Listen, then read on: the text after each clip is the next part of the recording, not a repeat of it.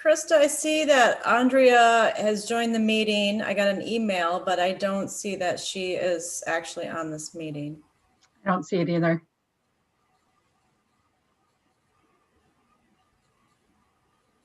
Did she join like a Google Meet? Did you have that link out there too? No, and it's asking me to sign in again. So oh, here she is. Okay. Strange.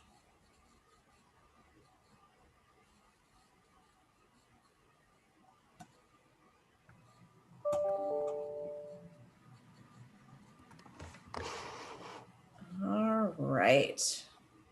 Sorry, Nate, a little bit. That's okay. I saw that you joined, but then you weren't here. So I was wondering if there was an issue. Let's see, Carrie, I know Carrie can't make it today. I don't know about the others. We're going to be walking through the draft map. So I just shipped that out because it might be easy because I'm going to put it on our screen, but it might be hard to see everything. So I think, you know, whether you look at the draft that I sent you or follow along on the screen, I think it'll be fine. All right, getting a couple more here. Yeah, Jamie's not going to be able to make it, and Chad Mrzinski's not going to be able to make it.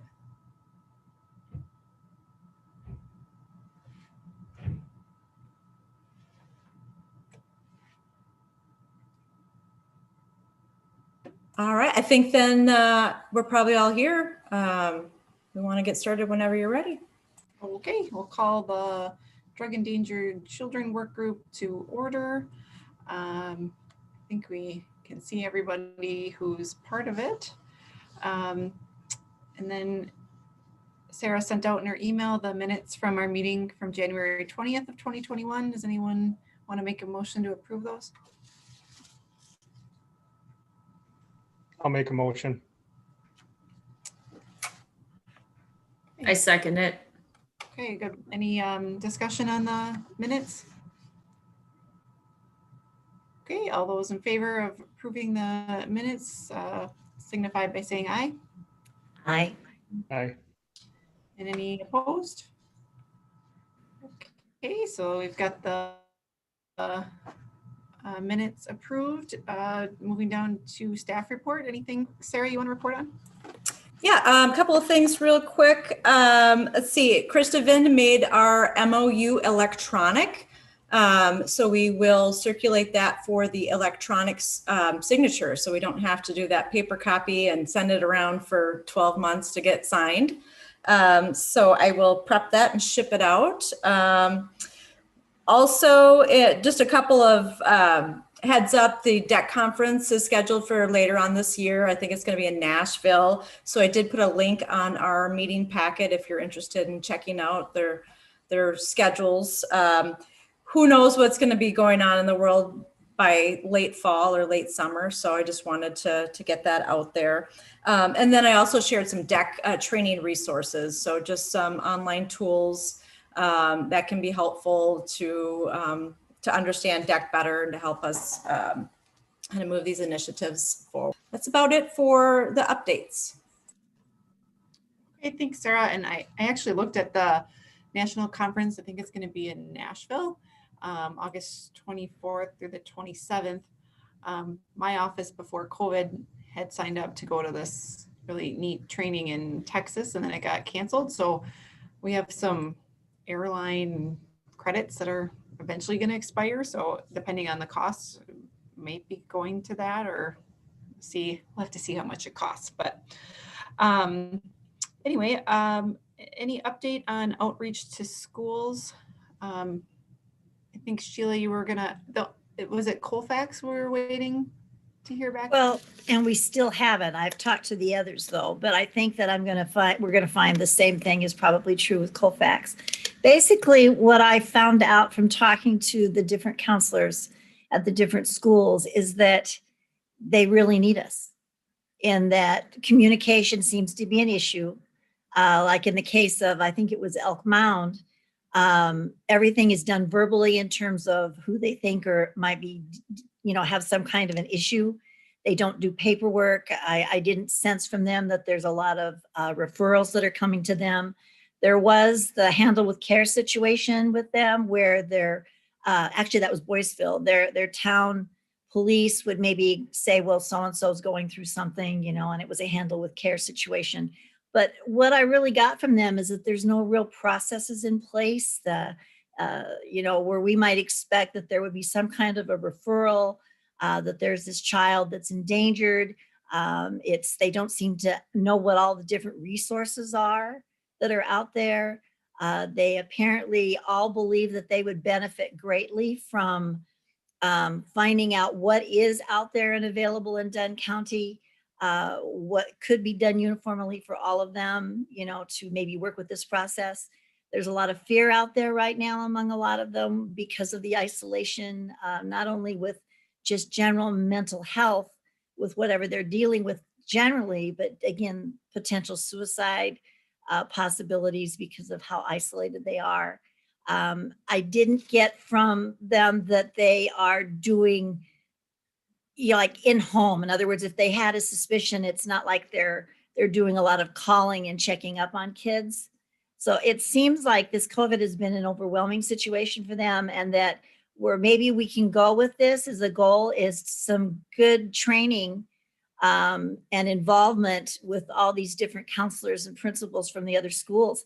I got a sense though from the last meeting that there was some kind of a group out there through Human Services that does meet.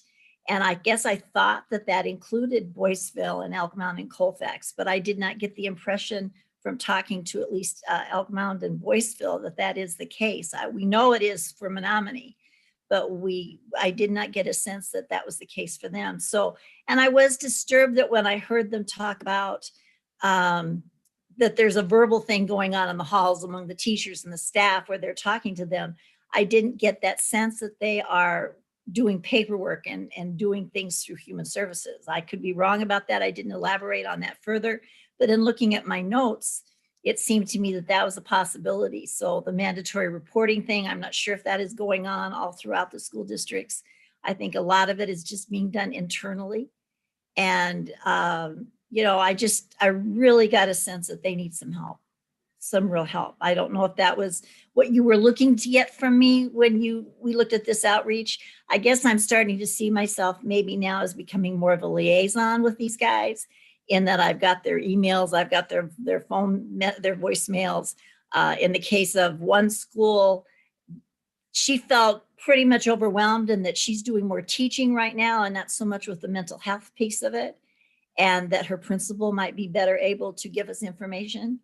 And so it was just all over the board. I didn't really get a sense from the 3 school districts that there was any real process going on or anything, you know, major, and that they really would like some assistance with this. If I thought about it, I guess, Sarah, you know, now you've got like this website update.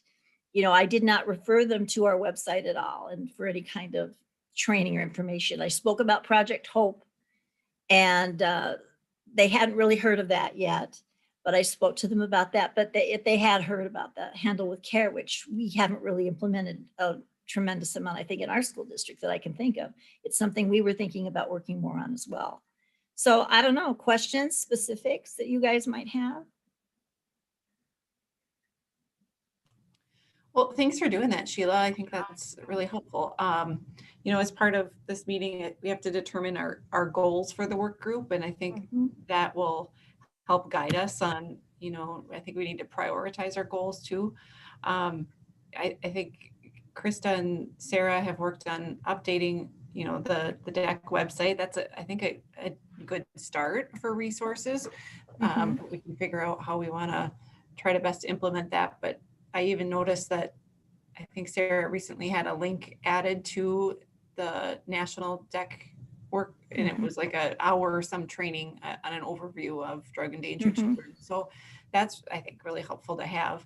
But I think, you know, that's something we can, when we determine what our goals are moving forward, maybe this needs to be a priority. Well, and maybe some of these counselors would get some credit I think, don't they have to do educational credits every now and then, in their professions and do a certain amount per year? So maybe there could be some credit tied to some of it.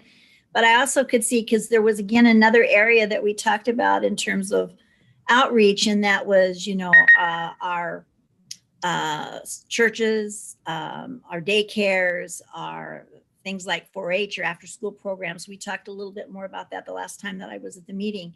And it made me wonder that if once we come up with what we might want to do, if we could come up with some kind of a laminated card that is a 1, 2, 3 or an ABC or something like that, so that could be handed out to these different individuals that might be in these other locations, that they're suspicious of something. Okay, what do I do? What can I do? And where do I go? What are the resources and what should be done? But certainly the paperwork piece, the fact that it's all of some verbal stuff is happening, but not so much a paperwork or a follow-up. I just really felt sad in that it didn't seem like they had a sense of what was really going on with those kids, except that there was probably something, but they just didn't really seem to know how to go about doing certain things, or what to do, or how to handle it. And so it made me sad that there's a lot of alone children out there right now that could really benefit from some kind of expertise on the part of the school counselors and administration. So that, I guess, would be, in a nutshell, if I were to summarize it, that's kind of what I found. Sounds like some of the schools are all at different places as well, as far as their processes and understanding of and connections with with the county and some of these different initiatives. And it's been over a year since we were in the schools, so that little training we did provide them is probably kind of buried on under COVID and all these other things that are going on. So I do think that's true. I think that's very much a part of it. But I guess I'm feeling, is the mandatory reporting going on, for example? I'm wondering if that's really happening.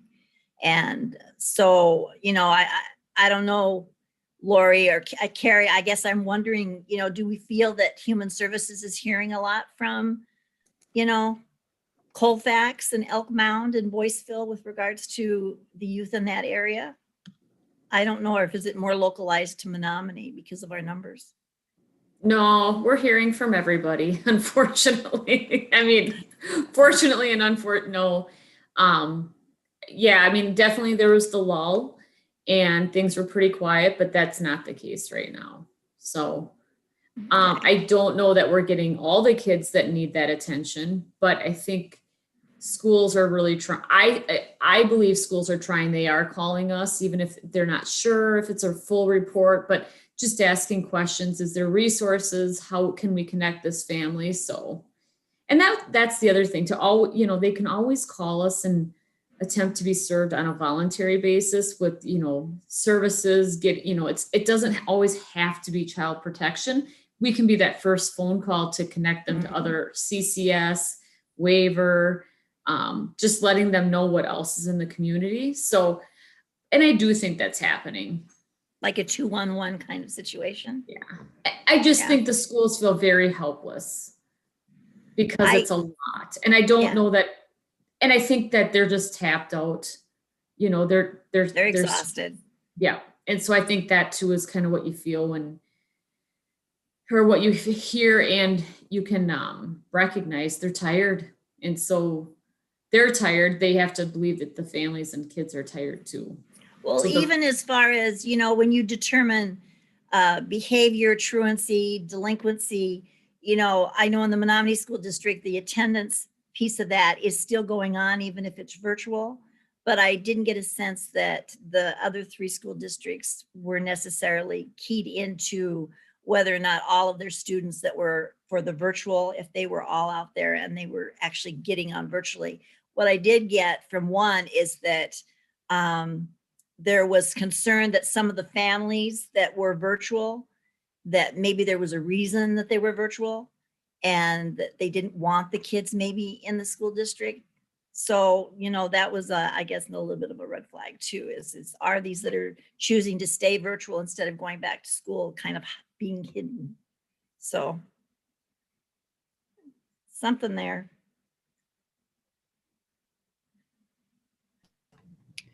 Okay, well, I think that's helpful, and it kind of leads into our mapping discussion and our goals, kind of the next items on the agenda. So maybe we can move into our mapping discussion and then try to incorporate, what Sheila found out as part of moving forward.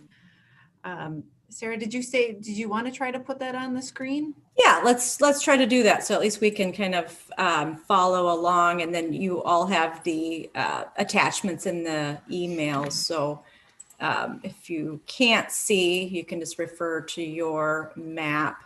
So we've got two parts. One is a narrative doc and one is a map.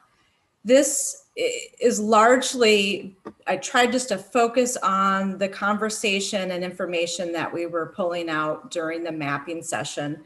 And as you can recall, our well laid out plan to do it live and interactive just never really panned out. So we had to really kind of adjust and then go back in and fill in the information. So this is information that I put together. I did just send it to Sheila and to Carrie.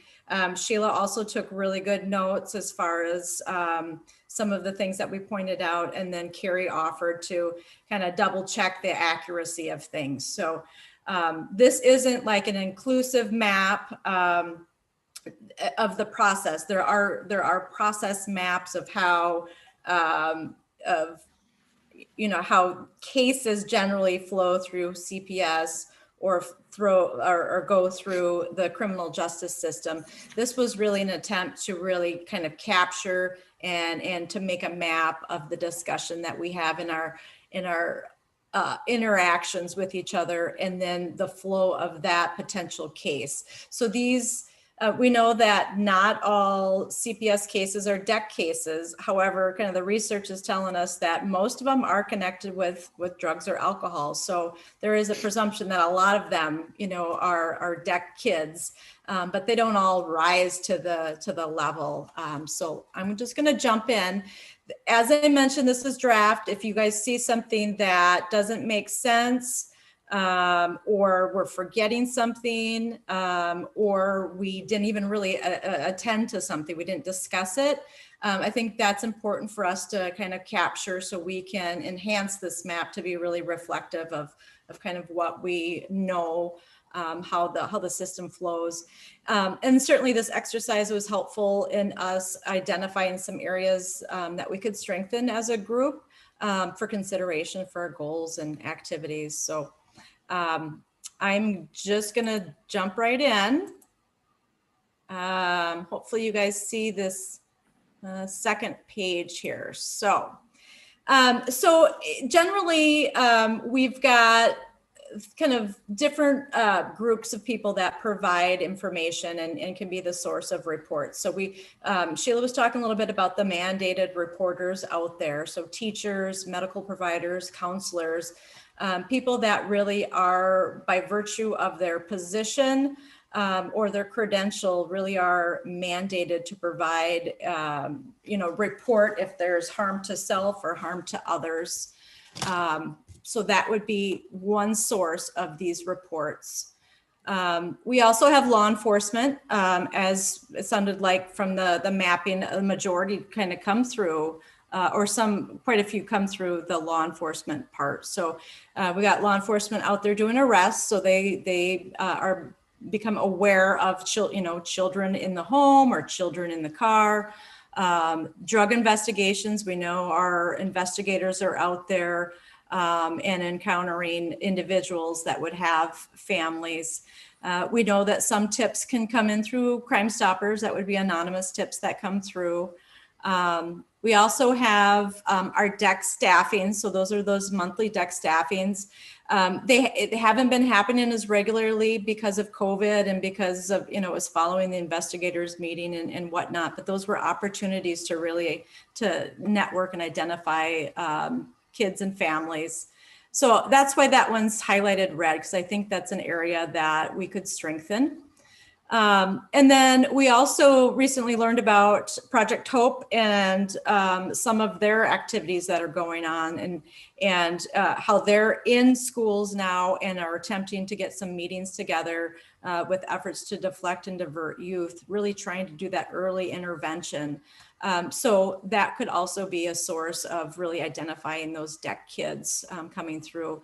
And that's also, I think, an area that we can strengthen our connections to, really the understanding with, and really how we can work together with that Project Hope. We also have, the others, the big others. And Sheila, you mentioned a couple more that we should probably throw on here. It would be, churches, daycares, right? After school programs, 4-H, yep, after school programs. extended family. Yep. And then of course I'll have to spell check myself later. But we can get reports to the access system through all sorts of different folks that have contact with these kids. So it could be also sports, could be another one. Coaches, advisors, yeah. Yep. So I think if we do have more training or other, I can't even talk and type at the same time, but I think potentially we could do some more outreach to these different groups as well, like we did with schools, to educate them on some certain things. But the access report, I guess, is one area that perhaps there could be some training on. Part of the narrative document really talked about, there has to be some real relevant information on the risk to the child through the parental drug or alcohol use. So seems like we're getting reports in, but sometimes it's just bits and pieces of information, and sometimes it's not as that kind of impactful statement or information that can really move that case to be screened in or screened out. But generally, we've got all these folks out here, and it really is the access is the report, or the point of reporting through DHS. We've got somebody joining us, Josie. All right, so the reports come in, and then we've got the initial assessment. So we've got a decision point. So either they're screened in or screened out.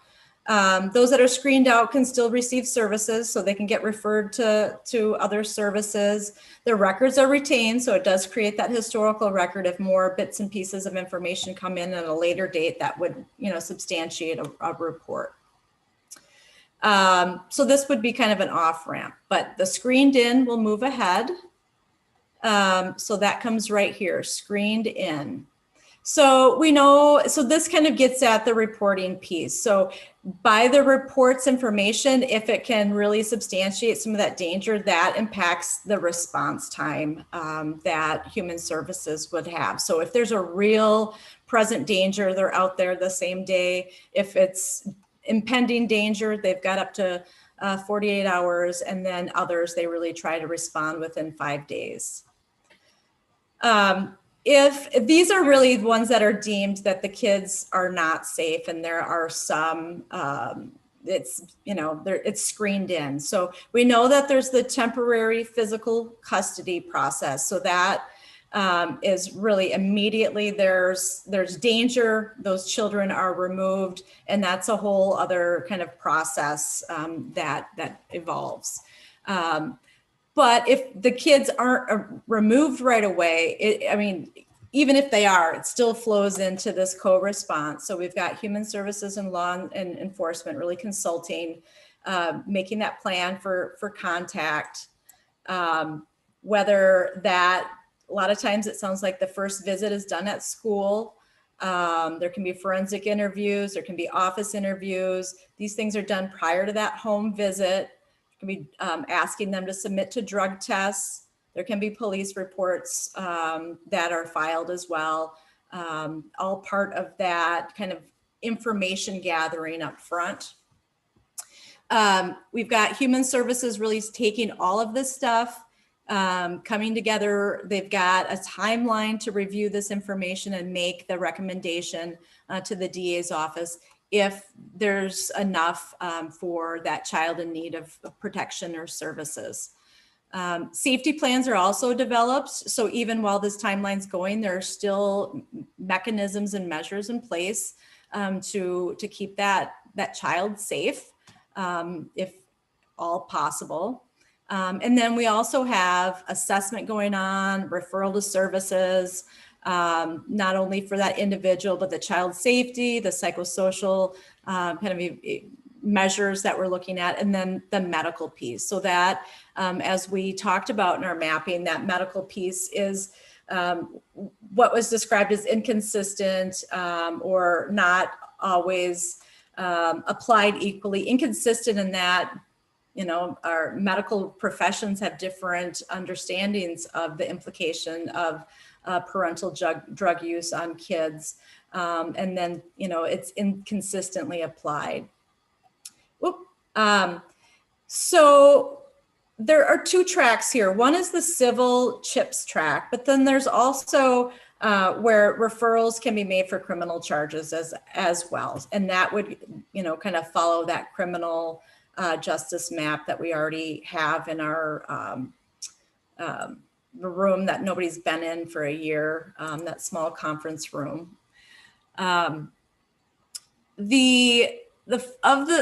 If there is movement, I guess, to go into the information for the CHIPS is referred to the DA's office, and the DA's office has the decision, that's why it's a diamond, to really to file that or not. So that is a decision point. And if they're filed, it does go through clerk of court's office, and then that process is scheduled and things are moving ahead on that. Let's see, this is where it comes in here. So this CHIPS. So at that CHIPS hearing, and the TPC hearing also falls into this plea hearing for the CHIPS. But they can either admit or deny, and then there's different routes. So if there's, there is the route of consent decree. So prior to adjudication, that family doesn't really have to, there doesn't have to be a finding of need. They basically go into I don't know if it's formal or informal agreement that they'll do certain things to comply and be monitored by Human Services. And if they successfully do that, then the cases can be closed. So there's a kind of an off-ramp opportunity for families that really are focused on doing what they need to do in the eyes of Human Services. If that doesn't happen, then it goes back into the system, but either admit or deny. If it's denied, it goes to fact finding hearing. So then that's either substantiated or unsubstantiated. If there's an admit, then it goes to the dispositional hearing. And that dispo order, as it's called, it's a report that is requested from Human Services, and they provide recommendations for conditions of placement. And then that placement can be out of home or in home. There is if there is a fact finding and it's substantiated, that does kick off an automatic birth to 3 referral if there's kids in the home that are under 3. When we kind of encounter the drug endangered children that kind of come through the system, they can be in-home placements or out-of-home placements. And there are some different kind of referrals for services that happen. If it's an out-of-home placement or a placement that's expected to be 6 months or more out-of-home placement, then there is that automatic child support referral. We heard during the mapping session that there are some gaps in that even if it started out to be a short-term plan, but then then as a long-term out-of-home plan, it has to be manually kind of entered in the system, and it's not that automatically generated referral. There's also some automatic referrals to economic support if it's an out-of-home placement. And then there's, foster care, kinship care, and there are some specific services available with the foster closet for those foster care kids. But we learned that for some other kids that maybe aren't in that level of care, that foster care, that still have some needs, those needs aren't always met as readily as that we're seeing with the foster kids. We also discussed how there's just a lack of youth services. There was some discussion about a lot of these kids are isolated, they're lonely, they're not connecting with others, there's shame, there's stigma, and there's just really a lack of services for them, like support groups and other ways that these kids can kind of normalize their experience. And then as I mentioned before, that medical exam piece within 30 days and really understanding those implications of the substance use, that is kind of an area that could be strengthened as well. So the narrative that I sent out kind of walked a little bit more through this and really had the kind of the nuggets of our discussion. So there's a little bit more I guess, robust meat on the bones on the narrative piece. But we definitely, and I'm going to switch my screen to that because I have highlighted the areas that I don't know, can you see it? Probably not yet. Share screen. Here we go. All right, I think you're seeing it now. So just a little bit of the purpose and then the narrative itself. And then at the end, we've got the identified gaps and areas for improvement. So real quickly, so these were things that were really kind of clearly identified during the mapping of areas that could be strengthened. There could be others kind of based on our conversation here as well. But the co-responder, the co-responsive law enforcement and human services, so that could be improved. It's part of our protocol that we've set up, and there's opportunities for that to happen more frequently.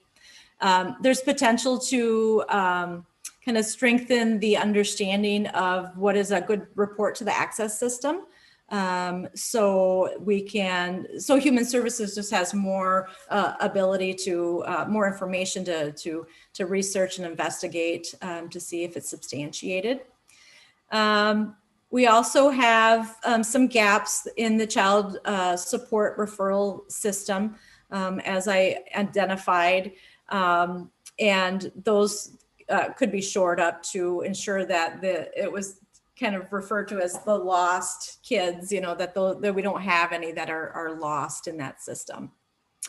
Improving the medical piece, as we talked about, and then the community services for drug endangered children. So not only with services for them directly, but then working with other community partners and programs that are out up and running, like Project Hope.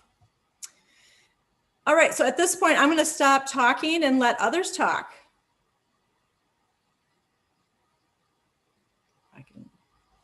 I don't want to even think about how many hours it took for you to do that. Oh, it took a heck of a lot longer than I expected as well. So, and that's why this is really just kind of a rough draft right now, because Sheila and Carrie haven't had the time to really dig in and give me their initial feedback. So there are some rough edges on it. Well, it looks to be like a good first attempt, Sarah. So good job. Thanks.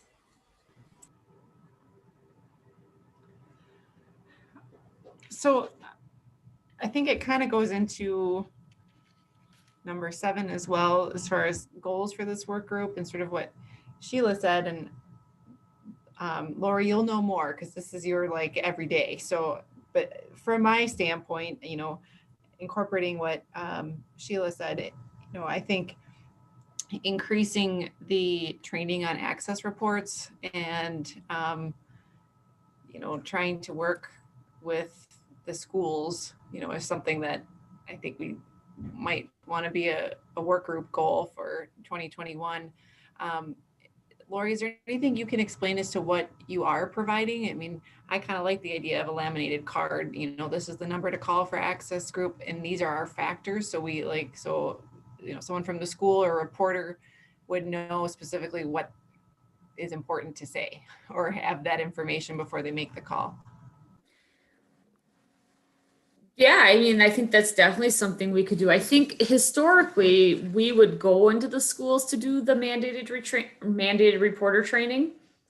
And now that's moved to DPI where they just, I think, listen to like an automated video presentation. And I think that's great. That's a good base, but I think you miss some of the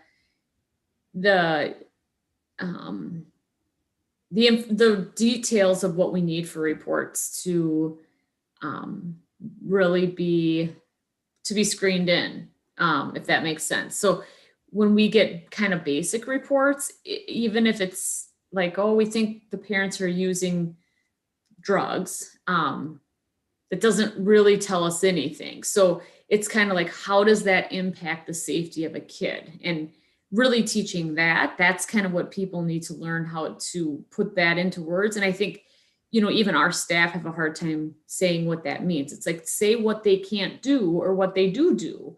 So I do think that's a missing link, that historically we would be the ones teaching the mandated reporting.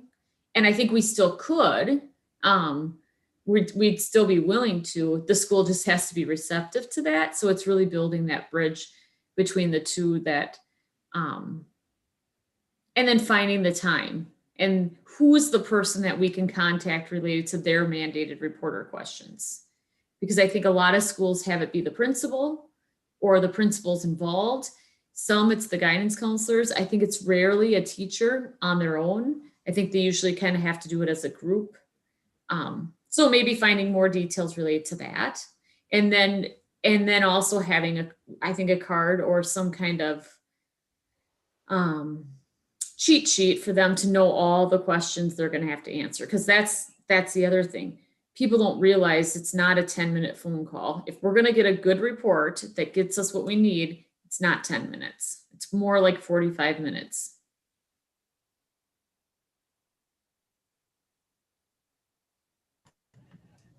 And then one other thing that I had when I was watching the map that Sarah was doing is, if a report gets screened out and it says, services provided, is the school allowed to be notified that, a report was made? I don't think that they can, right? If they're the mandated, if they're the mandated reporter, they do get a letter, basically, but it's not all cases that are screened out. So that would be something we have to fix on that flow chart. Not all cases are served if they're screened out. Some are screened out. A family never knows the report was made, but the school or the mandated reporter does get the information that it was reported and screened out, or that it was reported. We put it in as like a service report or child welfare, and that services are being offered. So they do get that notice.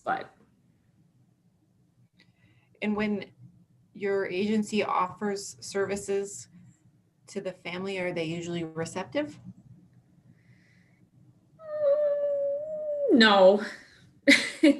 But I think the reason we continue to do that is because, especially with it gets us, it kind of shows reasonable efforts that we've tried to do it voluntarily. Like if we don't have, so there's the concerns, but we don't have the full ability to screen it in.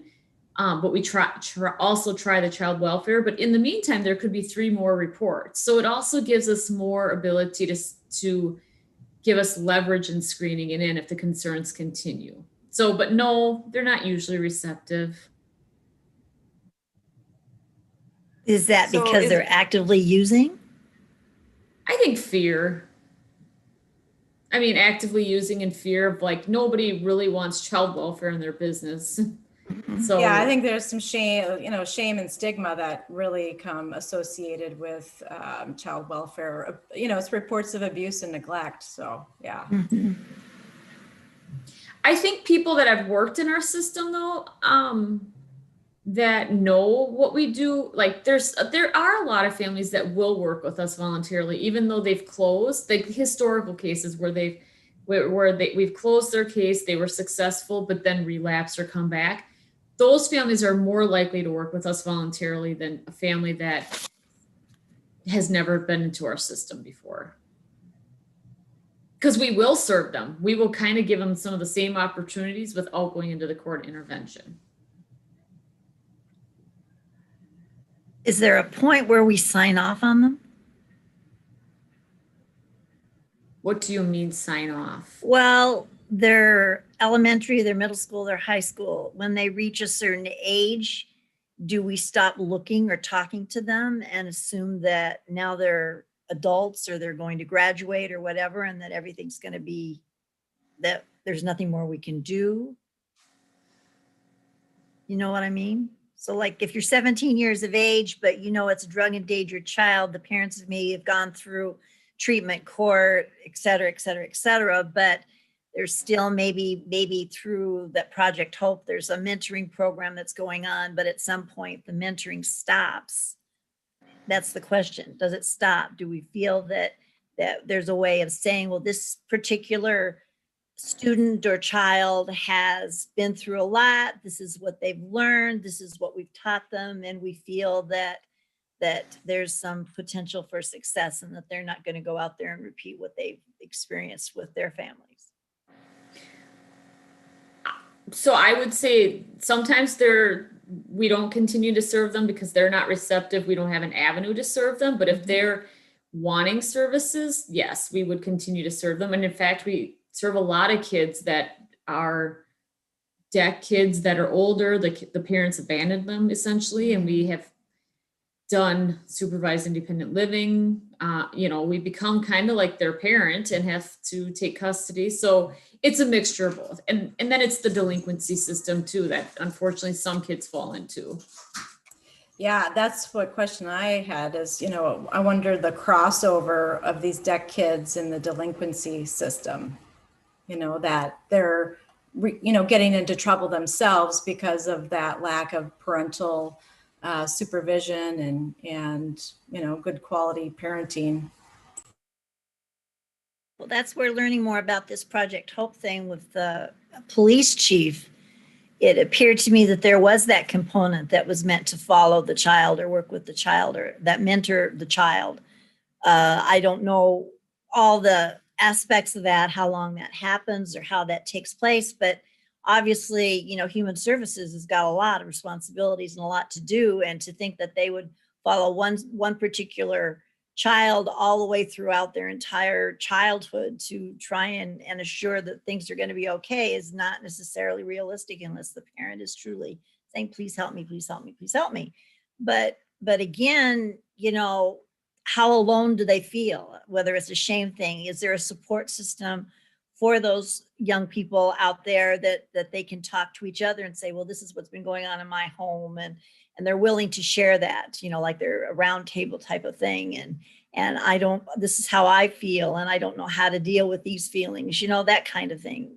I think that's what we were talking about at one point, is whether or not that was something that was a possibility. And if it is, I guess being a county board supervisor, I'm thinking in terms of budget and dollars and how important it might be to try and seek somebody or something that would help incorporate this kind of a program to assure that those kids don't feel alone and that they can talk and that they don't have to keep it all to themselves and keep inside, to increase the chance that they're going to get more into juvenile delinquency and drug abuse or whatever. It's a complicated issue, no doubt, but I guess I'm just thinking there's got to be some more that we could do out there. I'm just not sure what that is. And again, if it does involve the county doing some more with budget dollars, if we could even get them, or grants, then that would be something that would be a good thing to research and to do, or a goal, maybe a goal.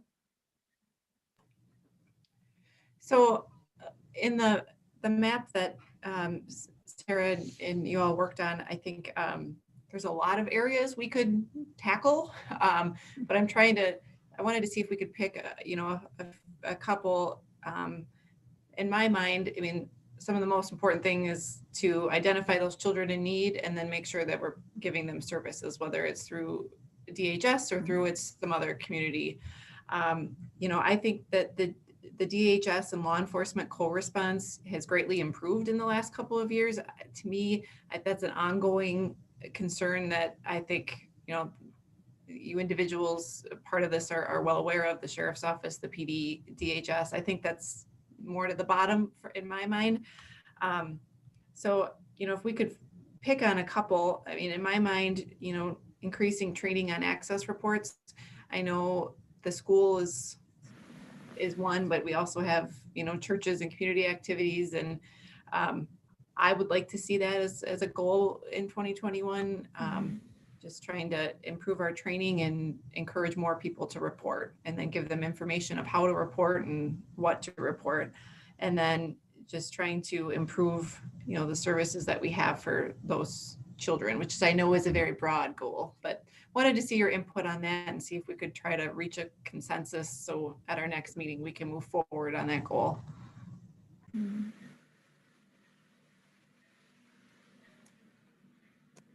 I think the training for access you never go wrong training people or talking to community members about the concerns in child safety. Dunn County is really a very lucky county to be able to provide services to their consumers, much more than most counties. That if we can identify a family and they're asking, it's very rare that we're like, we can't really do that. So it would really be if I think about an area that we have consistently struggled with for kids, especially the kids that are in the middle age group, it would be like establishing a better, and I don't know, Andre, if this is kind of what you're going after, but really establishing a better mentorship program or mentors, because we lack those. We have tried over years trying to employ people, trying to do that in many different ways. And it's just, that's an area where I think if we can find people that are willing to come alongside kids, and people don't want social workers to be the one alongside them. They want somebody that's been in their shoes. So kind of like the milkweed parent support workers or peer supports, people are thriving with that. So like really trying to expand that service where people have lived experiences and they can relate to some of the own difficulties that these parents or that these kids are going through. I think you've touched on something there, Lori. I think that somebody who's been through something, whether it's sexual abuse or just even something as weight loss, something they've been through that's been a major thing in their life, they want to share that experience with others. They want to do something with that, do something good with the benefit of what they have been through so that someone else does not have to go through that. And so I don't know if we are always tapping into those individuals that come through being a drug endangered child, and they make it to a point in their life where they're holding down a job and they're having good relationships with others or whatever, that they would want to maybe be somebody that would be okay saying, well, this is what I went through and how can we help you? And I'm willing to be there if you need to call me and talk to me about things. I think the concern would be training, liability, those kinds of things, and how we would go about doing that. Whether or not there could be somebody that's hired to be a trainer, but yet there could be volunteers that can be somehow monitored in some kind of a way that are willing to do it, whether it's the youth themselves or the parents themselves that have been through it. It's how we would go about doing all that. So I definitely see that as something. I just don't know how complicated it is. Andre, did you have other ideas about services or particular things?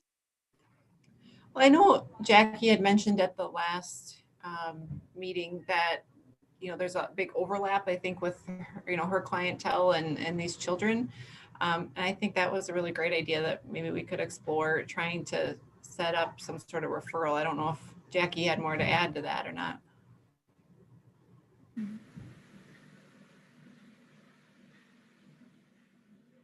And that was in particular to Project Hope, correct?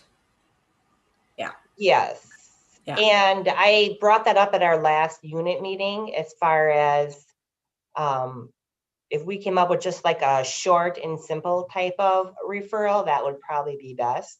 But yeah, other than bringing it up at my last unit meeting, that's all the further we got with that.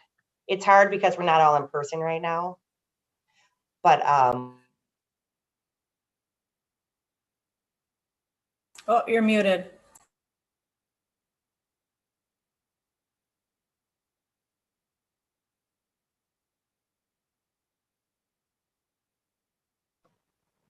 sorry about that. Yeah, I don't really have anything else to add. I think like on our end though, have doing the like a short referral to DHS or whoever would be probably the best route with our clientele. I was thinking too, as far as like mentors for the middle age groups, which I think we desperately need. What about, and I know it's hard because of background checks, but like even in the high schools, like I know a lot of the kids who belong to the National Honor Society, they have to do community service. And some kids have to do community service when they're on varsity sports too. Like to get some of the athlete or some of these kids who could spend time with like some of these middle age group kids, like the junior high, you know, like the 10 or like the 11, 12, 13-year-olds, just to have like a buddy. But I know without background checks, that could be the issue.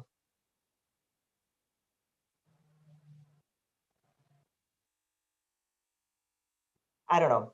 I just know from personal experience that like middle school kids could benefit from having a mentor of like a 16-year-old, somebody not in their family, to hang out with and to do things with. So, Which is like your big brothers, big sisters kind of program. yes. Yeah, I was just going to add that there are some groups out there, Big Brothers, Big Sisters. I know that Dunn County Partnership for Youth is trying to get it's echoing, trying to get a club going in schools. So, I mean, there's, I think, a lot of different groups trying to get in schools and doing different things. I know we've spent a good bit of time in our evidence-based decision-making work group looking at curriculum for youth and for that harm reduction, drug prevention. And, you know, there's a lot of good curriculum out there, but the challenge is really how to implement that, right? How to get into the schools when schools are already, you know, packed and don't have any more instructional time for anything else. How to get in there to really make those connections that, you know, we're here and providing the services. And then, you know, ultimately drug prevention, crime prevention to really stop these, the generational repeats that we see. So I guess I just want to ensure that we're not kind of creating something that's already out there, or and really where the criminal justice space is that the space to create a mentoring program. So I think those, you know, these are good ideas, but I don't know necessarily that these are things that this group would want to take up or not. So I'm just throwing it out there. Yeah, I agree. I don't think we want to be duplicating efforts, you know, and we need to work with Project Hope if we're trying to encourage services for children, if they are already establishing a mentorship program. Sheila, is there any goal you wanted to see given your discussion with the schools? Well, the communication piece, I think that was part of what we talked about with Lori, which is how to do this and what to do, and, you know, just the informational piece of that, coordinating, involving them in those monthly discussions. I didn't get the impression that there's this monthly group that meets that is all human services and all counselors from all schools, or somebody representative from each school, to where they can take things back to their schools. So just in general, the information piece. But I think not doing something different than what Project Hope is doing, but maybe merging with Project Hope and being a group that could work with them on that mentoring piece. I do see what Jackie was saying with regards to, if you're a seventh grader and you've got a junior kid that is an athlete but is not a drug athlete, is a true athlete, a good role model, and he says, hey, I'm playing in a game tonight, can I have you come be my guest, kind of a thing. I could see that as being a really big deal for that kid to come and be a guest and watch his mentor play in a game or whatever. And maybe the kid has a bad game and they talk about it and gives them something to talk about. I see something in that area as very much something positive that could happen in the part of the kid.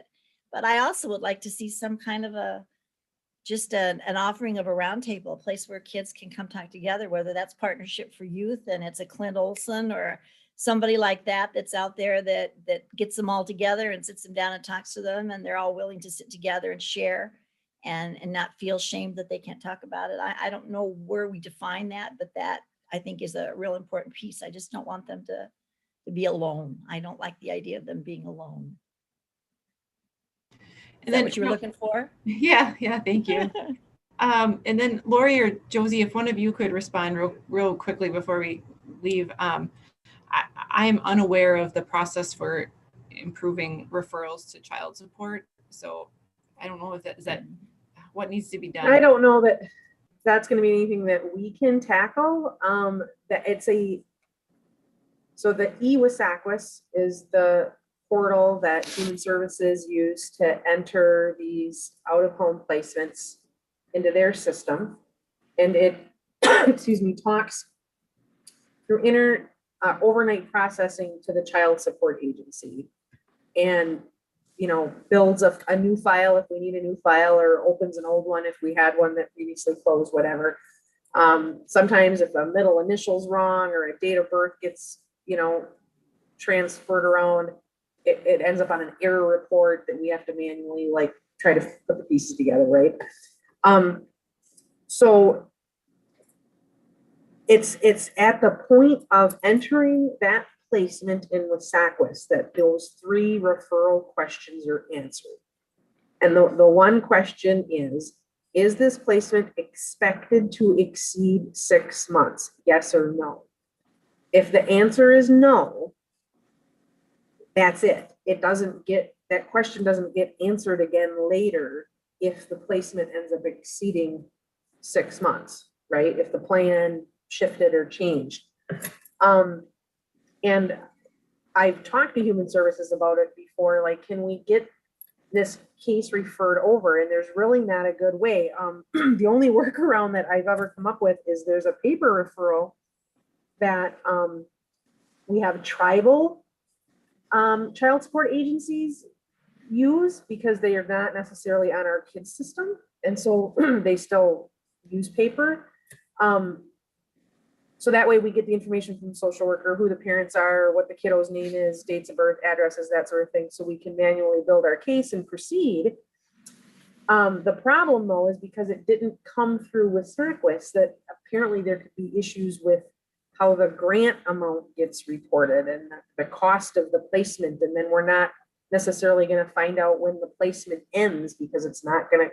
So it's a very complicated problem, and it's more of a systems problem, that we're using different systems that don't necessarily communicate 100% well with each other.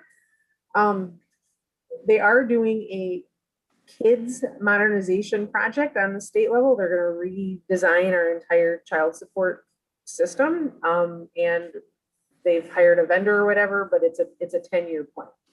So maybe in a decade, this isn't going to be a problem anymore, because they'll figure out how to fix it in our new system. But until then, it's probably going to continue to be a problem. Okay, great. Well, thanks. Well, Andre, I think it would be easier even if Josie and I and Betty, who does our fiscal stuff, just talk about this, because I don't think it has anything to do with that. I mean, sure. I don't think it's a huge issue for Dunn County, in my opinion, but I'd be happy to meet with Josie and Betty and we could tackle that. That doesn't have to be part of this at all. Well, I think we had a lot of good discussion, and thanks Sarah for doing that mapping. I'll try to meet with Sarah, and maybe I'll have a phone call with Lori and see if I can narrow down some goals based on our discussion, and we can try to decide on those goals at next month's meeting. So I think it's 4:30. It's nice out. We're gonna adjourn the meeting if there's no objections. And I think Sarah will have her send out a meeting poll again, if that's all right. Okay, Thanks. thank you so much. Have a good night. Thanks. Bye.